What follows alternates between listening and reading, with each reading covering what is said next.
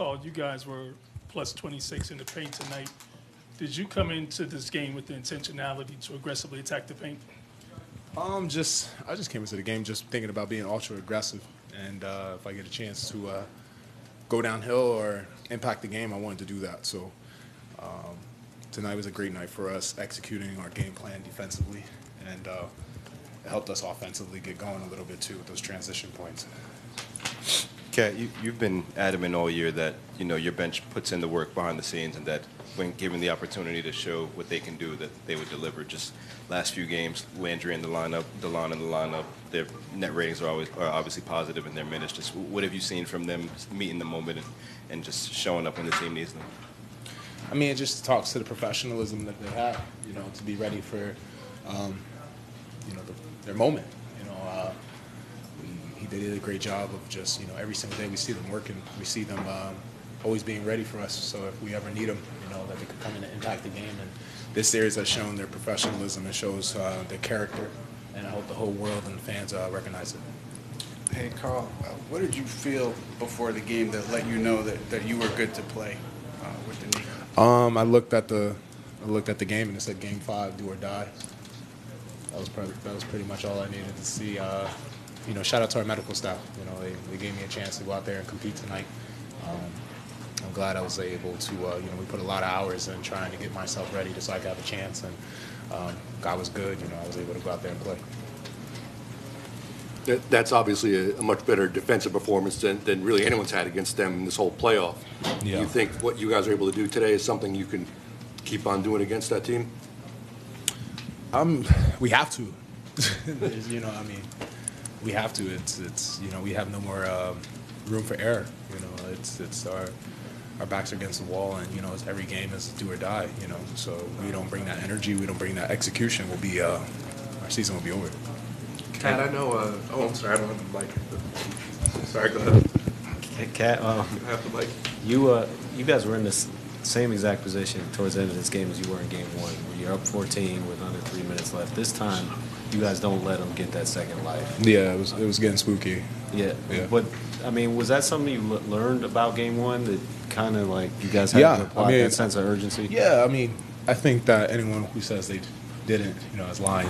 We understood that, you're looking at the game and we went from a 16-point game or now it's 18 and now it's a 12-point game. We go all time out, you understand you got to get one. You can't let them, we didn't want to give them life. And, with that team being so good and they played so well this series, you want to execute at a high level. And I think we did a great job of just understanding the situation, getting a good offensive possession, getting some good defensive possessions, putting ourselves right back in a space that we didn't do, like you said, in Game 1. Carl, I know each game is different, but Game 4, you guys gave up 43 first quarter points. Tonight, you only gave up 23. What does it take for you guys, and when do you feel as though defensively you have it clicking? Because you got it clicking pretty early tonight. I think for us it was I think in this series we haven't lacked scoring. It's been more about us not stopping them from scoring, and I thought we did a great job tonight of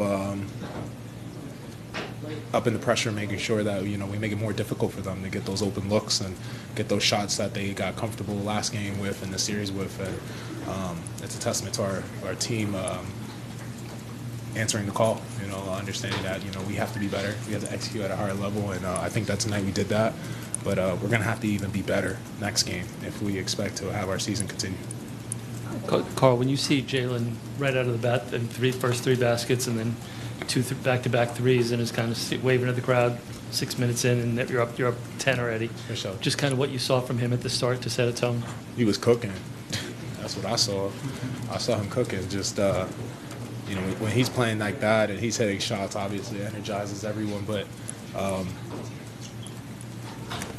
you understand, especially when you're getting points at that kind of rate, you gotta stop. You gotta get some stops, and you don't ever want to be trading twos with twos, threes with threes. You want to be able to get some stops while Cap is on that kind of burner. When he's on the burner. So we did a great job of just executing, holding them to 23 points in the first quarter, something that we did not do well last game. And again, it's a testament to these guys.